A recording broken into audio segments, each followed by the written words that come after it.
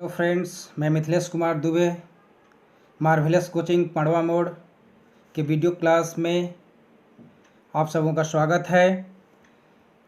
आज मैं class 12th chemistry के चैप्टर 2 सॉल्यूशन के दूसरे सीरीज़ में आज वीडियो क्लास जारी कर रहा हूं, जिसमें एनसीईआरटी बुक का 2.3 सॉल्युबिलिटी इंक्लूड है। पिछले सेशन में हम लोगों ने सॉल्यूशन चैप्टर पे कुछ डिस्कस किया था। आज हम लोग उसके अगली कड़ी में डिस्कस करेंगे। सॉल्यूशन चैप्टर में हम लोगों ने 2.1 और 2.2 पे डिस्कस किया था। 2.1 में क्या था?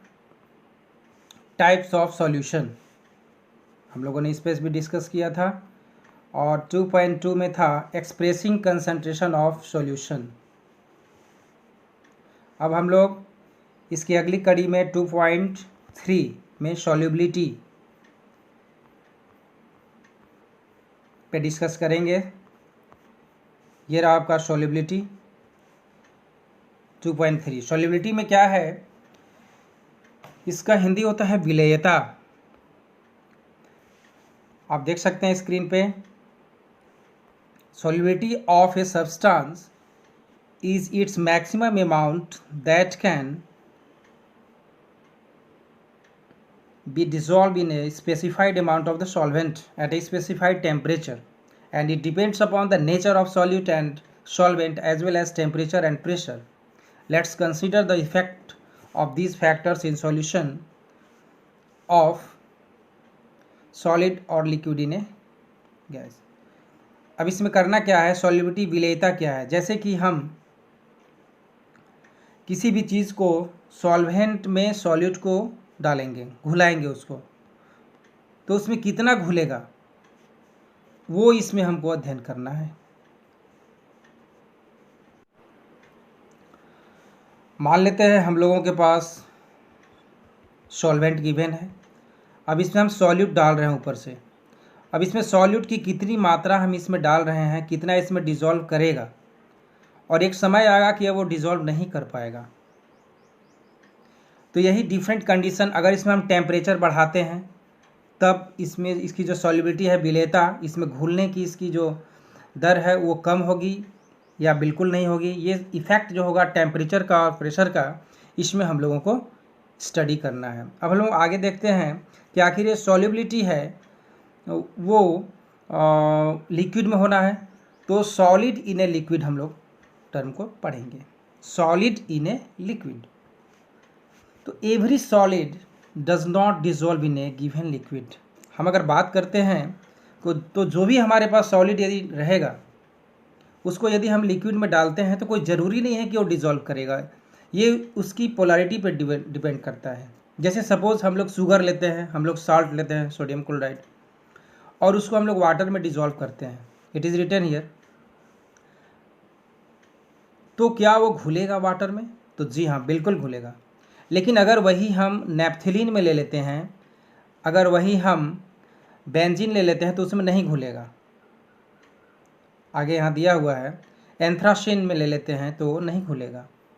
नेप्थलीन और एंथ्रासिन में आपका शुगर और सोडियम क्लोराइड नहीं घुलेगा। क्यों नहीं घुलेगा, हम लोग आगे चर्चा करेंगे। फिर बात आती है कि यदि हम एक दूसरा लेते हैं, on the other hand naphthalene and anthracene dissolve readily in benzene. Benzene में घुल जाता है, बेंजीन C6H6 इसमें घुल जाता है, but sodium chloride and sugar do not. लेकिन अगर यही हम लोग NaCl की बात करें, NaCl की बात करते हैं, शुगर की बात करते हैं, C12H22O11 और NaCl, ये आपका हुआ। तो ये दोनों आपको बेंजीन में BenZene, बेंजीन में क्या होता है? नहीं घुलता है, लेकिन ये वाटर में घुलता है। तो व्हाट आर द रीजंस? तो ये जो घुलने की प्रॉपर्टी है, आगे हम लोग इसमें देखते हैं ये पोलर नेचर के कारण होता है। जो polar, it is observe that, ऐसा ऑब्जर्व किया जा रहा है कि पोलर सॉल्यूट्स, जो हमारा सॉलिड होगा, जो कम मात्रा वाला चीज़ होता है जो सॉल्वेंट में घुलता है, dissolve in polar solvent and non polar solids. अब बात क्या होती है कि हमारे पास सपोज क्या है, हमारे पास सपोज कुछ सॉल्वेंट है और हमारे पास सपोज कुछ सॉल्यूट इसमें रखा हुआ है, सपोज इसमें सॉल्यूट रखा हुआ है। अगर ये सब, ये मेरा पोलर है, ध्यान दीजिएगा, ये पोलर है और ये भी पोलर है, तब तो ये इसमें सॉल्युबिलिटी इसकी होगी, घुलेगी, ओके, घुलेगा।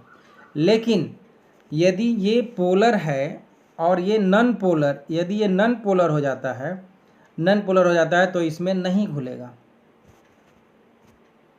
ठीक है। अब दूसरे हैंड में हम लोग समझते हैं कि यदि ये मेरा पोलर है, ध्यान दीजिएगा, सॉल्वेंट क्या है, पोलर नेचर का है, और ये मेरा जो सॉल्यूट है, सॉल्यूट जो है सो नॉन पोलर है, ये भी नहीं घुलेगा। दोनों को सेम होना चाहिए तब जाके घुलेगा। इट इज़ रिटन हियर, आप देख सकते हैं, in general a solid dissolve in solvent if the intermolecular interaction are similar. यदि उनका इंटरमॉलिकुलर इंट्रैक्शन जो है वो सेम रहेगा तब जाकर के वो घुलेगा। और वी में से लाइक डिजोल्व लाइक, तब उसमें हम लोग डिजोल्व करा सकते हैं, कर सकते हैं। अब नेक्स्ट आते हैं हम लोग कि व्हेन ए सॉलिड, जब मेरा जो सॉलिड होगा, अगर उस सॉलिड होगा एडेड इन द सॉल्वेंट, यदि हम लोग सॉल्वेंट में डालते हैं, यदि हम लोग सॉल्यूट को क्या में डालते हैं, सॉल्वेंट में, तो सम सॉल्यूट डिजॉल्व, कुछ तो डिजॉल्व कर जाते हैं, कंसंट्रेशन इंक्रीज कर जाता है, जो मेरा सॉल्यूशन होगा उसका कंसंट्रेशन इंक्रीज कर जाएगा। सपोज हम लोग समझ सकते हैं, सपोज हम घर में शरबत बनाते हैं, तो शरबत के लिए हम लोग क्या करते हैं, इसमें पहले इसमें देखिए वाटर हम लोग लेते हैं, वाटर के बाद इसमें हम लोग क्या करते हैं, 1 चम्मच हम लोग शुगर डालते हैं इसमें, 1 चम्मच शुगर डालें तो ये शुगर इसमें घुल करके घुल गया इसमें। अब इसका जो कंसंट्रेशन होगा, और फिर 1 चम्मच और डाल दिए, दूसरा एक्स्ट्रा चम्मच, अब इसका जो कंसंट्रेशन होगा, धीरे धीरे कंसंट्रेशन क्या होगा, सॉल्यूट का इसमें ज़्यादा मिक्सअप करने से कंसंट्रेशन इसका बढ़ते चला जाएगा, इंक्रीज करेगा कंसंट्रेशन। वही चीज़ यहाँ लिखा हुआ है, concentration increases in the solution and this process is known as dissolution.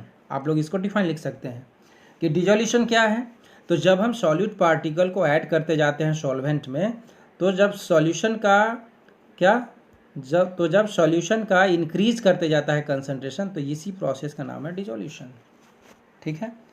अब हम लोग फिर आगे देखते हैं कि क्रिस्टलाइजेशन क्या है। नेक्स्ट में इसी लाइन में आगे है कि some solute particles in solution collide with the solid.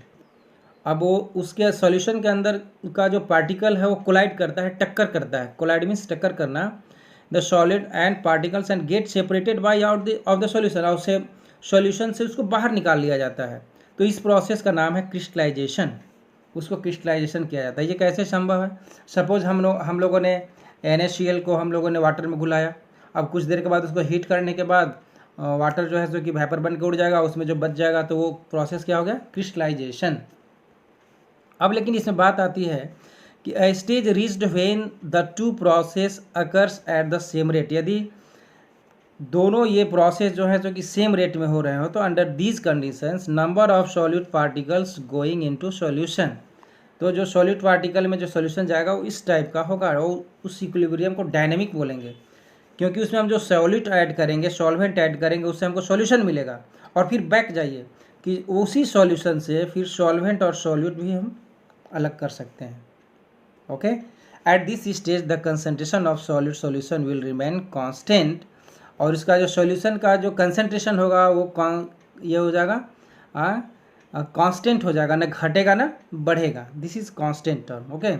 And that is temperature and pressure similar process is followed when gases are dissolve in liquid solvent. यदि लिक्विड सॉल्वेंट में उस समय हम लोग क्या करते हैं, अगर टेम्परेचर और प्रेशर को क्या करते हैं, जारी रखते हैं, तो गैस का उसमें डिजॉल्व होना ये जो है temperature and pressure is called saturated solution, ये उसका सेचुरेटेड का नाम देता है। सेचुरेशन का मतलब होता है संतृप्त विलयन, वो संतृप्त हो जाएगा विलयन, यानी कि अब क्या होगा, उसी सिमिलर अगर टेम्परेचर और प्रेशर को उतना ही पे अगर हम रखते हैं, तो हम लोग जानते हैं कि टेम्परेचर, नॉर्मल टेम्परेचर कितना होता है atmospheric, that is 25 degree Celsius, और प्रेशर कितना होता है 1 atm।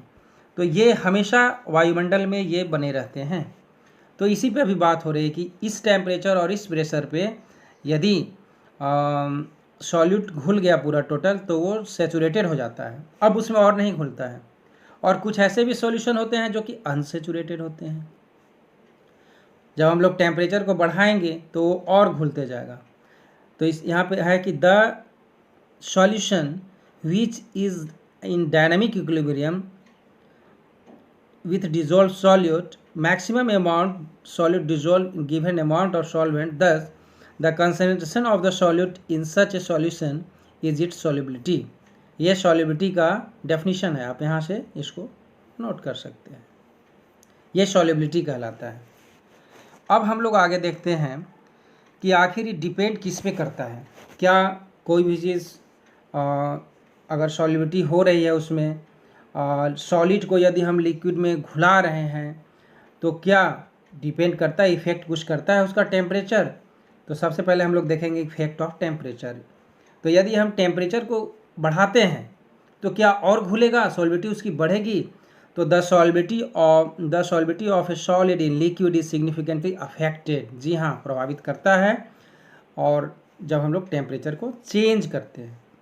क्लियर। अब आगे देखते हैं। Consider the equilibrium represented by equation 2.10 and this being the dynamic equilibrium. इस तरह के इक्विलिब्रियम को डायनामिक इक्विलिब्रियम कहते हैं, और ये ला शातेलियर प्रिंसिपल पे आधारित होता है। इसमें क्या होता है कि डेल्टा सॉल्युबिलिटी जो होता है, delta solubility of H is greater than 0 and the solubility should be increase. तो इस समय सॉल्युबिलिटी इंक्रीज कर जाएगा, लेकिन यदि delta solubility of H is decreases is less than 0, तब ये क्या करेगा, डिक्रीज करेगा। And these trends are also observe experimentally, इसको हम लोग बाय एक्सपेरिमेंटली भी समझते हैं।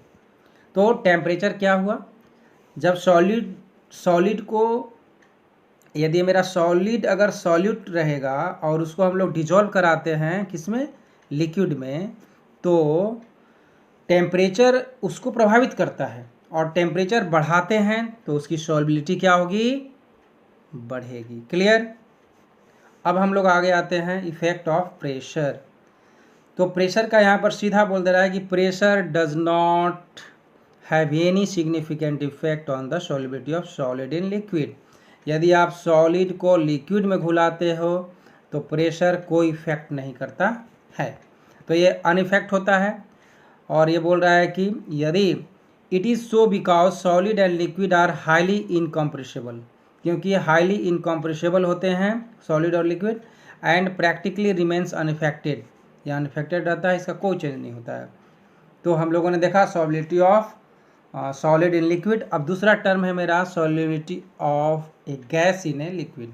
यदि हमको कोई गैस को यदि हमको लिक्विड में घुलाना है, ठीक है, बहुत सारे गैस ऐसे हैं जो कि लिक्विड में घुलते हैं। अब हम लोग देखते हैं आगे। Many gases dissolve in water, water में बहुत सारे गैस घुले होते हैं, जैसे ऑक्सीजन लेते हैं हम लोग, ऑक्सीजन डिजॉल्व, ऑक्सीजन कब घुमा होता है, बहुत ही कम मात्रा में। Oxygen dissolve only A small extent in water, पानी में बहुत कम घुला होता है, and it is dissolve oxygen which sustains all aquatic life. यदि ऑक्सीजन नहीं घुला रहता वाटर में, तो आज जितने भी हम लोग एक्वेटिक एनिमल देख रहे हैं, फिशेज हो गया, टर्टल हो गया, ऑक्टोपस हो गया, वो उसमें सर्वाइव नहीं कर पाते। On the other hand hydrogen chloride gas, अब हम लोग HCl को देखते हैं।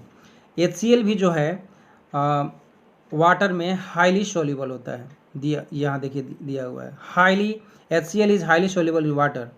तो सोल्युबिलिटी ऑफ गैस हुआ इन लिक्विड इज ग्रेटली अफेक्टेड। तो हम लोग यहाँ पे कह सकते हैं कि गैस जो है ये हाईली इफेक्टेड होता है, ठीक है, बाय प्रेशर। यदि हम लोग प्रेशर को बढ़ाते हैं, प्रेशर अगर बढ़ाएंगे तो गैस घुलना चालू हो जाएगा लिक्विड में, अब इसको हम लोग आगे देखते हैं। अगर टेम्परेचर भी बढ़ाएंगे तब भी इफेक्ट करेगा। तो मैंने दोनों डिपेंड करता है, यानी कि प्रेशर और टेम्परेचर दोनों जो है गैस को लिक्विड में घुलाने के लिए क्या करता है, अफेक्ट करता है। अब कैसे करता है हम लोग आगे देखेंगे। The solubility of gases, it is written here, the solubility of gases increases with increase of pressure. यानी जो सॉल्युबिलिटी है, घुलनशीलता जो है, विलेयता जो है गैस का लिक्विड में, ध्यान दीजिएगा, गैस का लिक्विड में जब हम लोग इंक्रीज करेंगे प्रेशर को तो इंक्रीज करता है। ठीक है। For solution of gases in solvent consider a system as shown in figure 2.1। 2.1 में एक फिगर है, हम लोग नीचे देखेंगे। द लोअर पार्ट यहाँ पे देखिए दिया हुआ है, दिस इज़ द फिगर। इस फिगर में हम लोग ध्यान से देखें। हमारे पास ये क्या है, ये बीकर में एक वाटर, इसमें सॉल्वेंट लिया हुआ है और ये सॉल्वेंट है, इसमें क्या है, सॉल्वेंट है, पहले ही से सॉल्वेंट है। और सॉल्वेंट में ये जो आप जो देख रहे हैं इस टाइप का, ये गैस है, डॉट डॉट टाइप का, तो ये गैस इसमें घुला हुआ है। अब ये दूसरा कंडीशन इसका यहाँ पे बता रहा है कि यदि यहाँ पे प्रेशर जो भी था, सपोज ये एटमॉस्फेरिक प्रेशर है सपोज, अब यहाँ पे जो भी प्रेशर था यहाँ पे प्रेशर बढ़ जा रहा है। तो जब प्रेशर बढ़ जा रहा है तो ये पिस्टन नीचे की तरफ दबेगा। ठीक है। तो अब जब ये पिस्टन इसमें दब रहा है तो यहाँ पर देखिए इसमें प्रेशर बढ़ गया। तो प्रेशर बढ़ने के बाद इसकी जो गैस का जो सॉल्युबिलिटी था वो इसमें ज़्यादा बढ़ गया, यानी गैस आपको इसमें ज़्यादा दिख रहा है, यानी इसकी सॉल्युबिलिटी बढ़ रही है। तो ये कैसे होता है, ये संभव कैसे है। तो it is written here in figure 1, the lower part is solution and the upper part is gaseous system at pressure P and temperature T.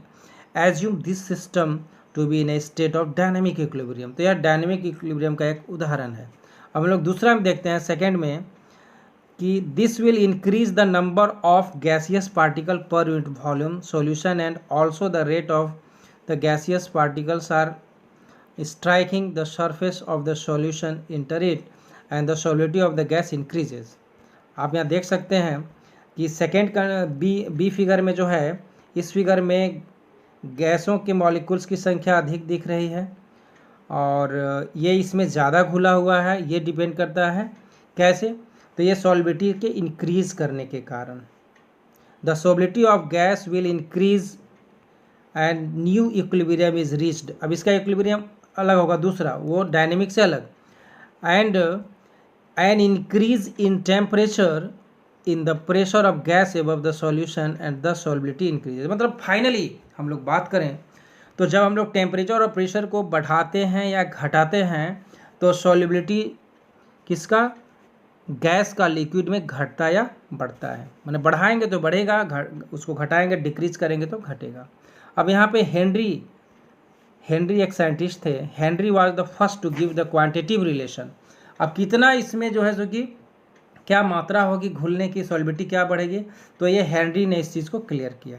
Henry law दिया अपना, जिसमें द लॉज स्टेट लॉ कहता है कि the solubility of a gas in a liquid is directly proportional to the partial pressure of the gas present above the surface of the liquid और solution. यहाँ इसका definition है। अब हम लोग देखते हैं आगे कैसे, आखिर इसका क्या बोल रहा है। तो इसमें बात सामने आई जो हेनरी ने दिया कि mole fraction of a gas in the solution is directly proportional. It is written here, जो मोल फ्रैक्शन होता है यानी कि ये एक्स यहाँ जो देख रहे हैं आप, ये हुआ मोल फ्रैक्शन, ये डायरेक्टली प्रोपोर्शनल होता है। यानी कि आप यहाँ पे कह सकते हैं उसके प्रेशर बढ़ाइएगा तो उसका मोल फ्रैक्शन डायरेक्टली प्रोपोर्शनल होता है। अब यहाँ पर फिर प्रेशर वो इज इक्वल टू के एच एक्स होता है। ये के एच क्या है, दिस इज हेनरी कांस्टेंट। यहाँ आप देख सकते हैं ये के एच जो है ये हेनरी कांस्टेंट है इन द सॉल्यूशन। तो the partial pressure of the gas in vapour phase P is proportional to the mole fraction of the gas in the solution. अब हम लोग आगे आते हैं कि यहाँ पर के एच क्या है, बताइए केच क्या है? तो ये इसका केच जो है वो हेनरी कांस्टेंट है। इसको बोल सकते हैं हम लोग। एक्स को क्या बोल सकते हैं?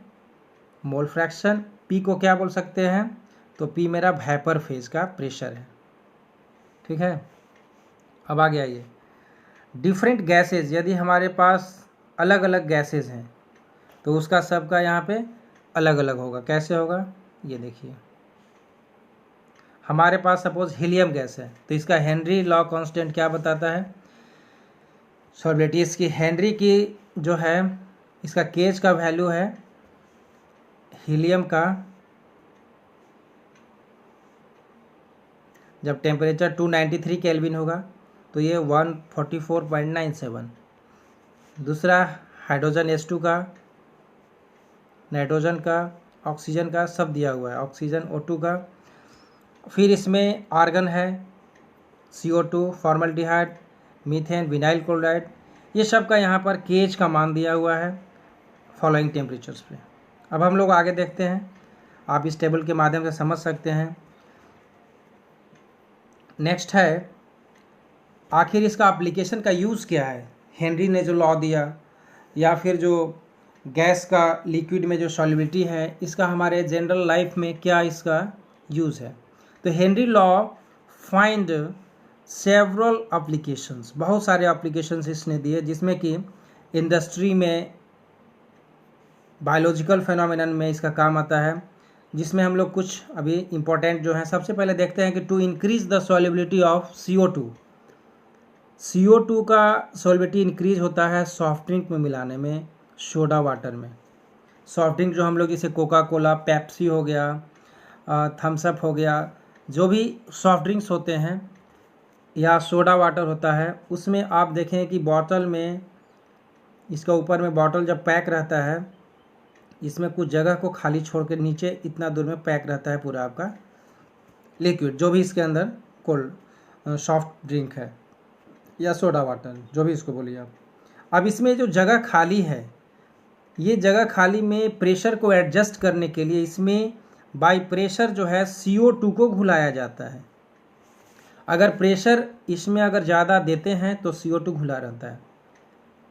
अब जैसे ही इसके प्रेशर को हम बढ़ाते हैं, इसको जब खाली रहकर इसे बोतल को जब हम लोग हिलाते हैं और एकाएक जब दो अंदर का प्रेशर बढ़ जाता है और जब ढक्कन को जैसे ही खोलते हैं तो स्पीड में बाहर की तरफ सारा लिक्विड निकल के एक्सपेड हो जाता है। तो हम लोग समझ सकते हैं कि कार्बन डाइऑक्साइड को सॉफ्ट ड्रिंक में, सोडा वाटर में हम लोग इसी लॉ के द्वारा, हेनरी लॉ के द्वारा हम लोग क्या करते हैं, समझते हैं कि CO2 को उसमें मिलाया जाता है। सेकेंड है स्कूबा डाइवर, यानी जो हमारे समुद्र में अंदर नीचे तल में जाने वाले जो, जिसको हम लोग कहते हैं स्कूबा डाइवर। ये क्या होते हैं, जब समुद्र की गहराई तक नीचे जाते हैं तो वहाँ पर बहुत ज़्यादा प्रेशर होता है, किसका, वाटर का। तो वाटर का प्रेशर बॉडी पे पड़ता है और बॉडी पे जब पड़ेगा, इंक्रीज करेगा, तो एटमॉस्फेरिक गैस जो हमारे ब्लड में होंगे उसको बैलेंस करने के लिए उस पर भी प्रेशर पड़ता है। तो उसको बैलेंस करने के लिए पहले क्या होता था, डाइवर्स लोग जब जाते थे तो come towards surface the pressure gradually decreases and this release the dissolved gases and leads the formation of bubbles of nitrogen in the blood। पहले क्या होता था कि नाइट्रोजन, ब्लड का जो नाइट्रोजन होता था वो बबल्स के रूप में बन जाता था, and this bubbles capillaries and creates a medical condition known as bends. उसको बेंड मतलब एक हो जाता था problem, and which are painful and dangerous, जो कि स्कूबा डाइवर्स लोग को प्रॉब्लम करता था। इसको फिर से समझिए, जैसे स्कूबा डाइवर लोग साथ में क्या लेकर के जाते हैं, सिलेंडर, ऑक्सीजन का सिलेंडर लेकर के जाते हैं समुद्र के नीचे, तैराक जो हैं। अब जो समुद्र के नीचे वो गए गोताखोर लोग, तो गोताखोर करते क्या है कि समुद्र के नीचे जाएंगे तो सांस लेंगे, तो सांस के साथ उनके सिलेंडर में N2 नाइट्रोजन गैस पहले भरा रहता था। अब नाइट्रोजन गैस भरे रहने के कारण हम लोग मतलब स्कूबा डाइवर क्या ले रहे हैं, ऑक्सीजन भी ले रहे हैं और नाइट्रोजन भी ले रहे हैं। अब जो बॉडी में अंदर गया, ब्लड में मिक्सअप हुआ, तो नाइट्रोजन ये इफेक्ट करता था वहाँ पे जा कर के, ठीक है, वो बबल क्रिएट कर देता था। इन द ब्लड। तो इस कारण से इसमें थोड़ा सा ये किया गया, और उसके जगह पे टू एवॉइड द बेंड्स, वो बेंड्स को अवॉइड करने के लिए उसकी जो टॉक्सिक इफेक्ट थे, जहरीला उसका जो इफेक्ट था, उसको करने के लिए हाई कंसनट्रेशन पे nitrogen in the blood the tanks used scuba divers are filled with dilute with helium. यानी अब उसके जगह पे क्या यूज़ किया जाता है, हीलियम को यूज़ किया जाता है, और नाइट्रोजन भी यूज़ किया जाता है लेकिन कम मात्रा में, और ऑक्सीजन इतना। यानी 11.7% हीलियम रहता है बाई प्रेशर उसके अंदर किया हुआ, और 56.2% नाइट्रोजन और 32.1% ऑक्सीजन। ये जब मिक्सअप हुआ तो जो बेंड्स बनते थे कहाँ, उनके बॉडी के ब्लड में, ब्लड वेसल्स में, वो अब नहीं बनते हैं, जिससे कि उनका मतलब शरीर का दर्द, थकान, टॉक्सिसिटी, ये सारा गुण हो जाएगा। तो ये भी एक बहुत बड़ा एप्लीकेशन है जो कि यूज होता है हेनरी लॉ में। थर्ड है एट हाई एल्टीट्यूड। आप देख सकते हैं हाई एल्टीट्यूड क्या है, मतलब ऊंचाइयों पर जब हम जाते हैं तो वहाँ पर partial pressure of oxygen is less, वहाँ पे ऑक्सीजन की मात्रा कम होती है। जैसे जैसे ऊपर प्रेशर कम होते जाता है, जैसे माउंट एवरेस्ट पे चले गए, कोई अन्य कोई बड़ी चोटी पे, तो ग्राउंड लेवल से ऊंचा होता है, and this leads low concentration of oxygen, वहाँ पे ऑक्सीजन की मात्रा कम होती है। तो वहाँ पर क्या प्रॉब्लम होगा, तो वहाँ जाने के बाद blood and tissue of people living at high altitude और क्लाइंबर्स, जो क्लाइंबर्स होते हैं, पर्वतारोही लोग, लो ब्लड ऑक्सीजन कॉजेज, वहाँ पर उनको क्या होता है, low blood oxygen causes climbers to become weak, वे वहाँ पर कमजोरी फील करते हैं, और अनेबल टू थिंक क्लियरली, उनका दिमाग मतलब सोचने पर भी उनको प्रॉब्लम होने लगती है, क्योंकि बॉडी में ऑक्सीजन की मात्रा कम जा रही है, क्योंकि ऊपर कम खुला हुआ है, प्रेशर कम है ऑक्सीजन का। तो धरती के सबसे ज़्यादा नीचे प्रेशर अधिक होता है, क्योंकि बाकी जो 800 किलोमीटर में जो मेरा वायुमंडल फैला हुआ है, और वो सारे हवा जो हैं एटमॉस्फेयर के, वो नीचे दबा रहे हैं, और ऑक्सीजन सबसे अधिक मात्रा में हमारे ये क्षोभ मंडल में नीचे रहता है। तब इस तरह से जो इसका जो सिम्टम्स है of a condition known as anoxia, तो उस समय एनॉक्सिया रोग से पीड़ित हो जाते हैं। At high altitude the partial pressure of the oxygen is less, वहाँ पर पार्शियल प्रेशर कम होने के कारण। तो एक यहाँ पर भी उसका जो है सो कि हेनरी लॉ का एप्लीकेशन काम करता है। अब हम लोग आगे आते हैं इफेक्ट ऑफ टेम्परेचर। अभी तक हमने प्रेशर तक पढ़ा। इफेक्ट ऑफ टेम्परेचर क्या करता है, तो solubility of gas in liquid decreases with rise in temperature. यदि आप गैस को लिक्विड में क्या करते हो, डिसॉल्व कराते हो, और टेम्परेचर को राइज कर दिए, टेम्परेचर जब बढ़ाइएगा तो उसकी सॉल्युबिलिटी डिक्रीज कर जाएगी, घट जाएगी, मतलब कम घुलना लगेगी। And when dissolve the gas molecules are present in liquid phase and the process of dissolution can be consider similar condensation and heat is evolve in this process. और इस प्रोसेस में क्या होता है, हीट इवॉल्व होने लगता है और कंडेंसेशन होने लगता है। और नेक्स्ट है इस ला शातेलियर प्रिंसिपल, जो है ली शातेलियर प्रिंसिपल क्या बोलता है, तो इस तरह का डिसोल्यूशन प्रोसेस जो है involves dynamic equilibrium and this must follow Le Chatelier principle, and as dissolution is an exothermic process the solubility should decrease with increase in temperature. जैसे जैसे हम लोग टेम्परेचर इंक्रीज करेंगे तो उसकी सॉल्युबिलिटी क्या होगी, फाइनली डिक्रीज करेगी। और ये इस पे आधारित क्वेश्चंस हैं, उसको इन टेक्स्ट का उसको बना लेना है।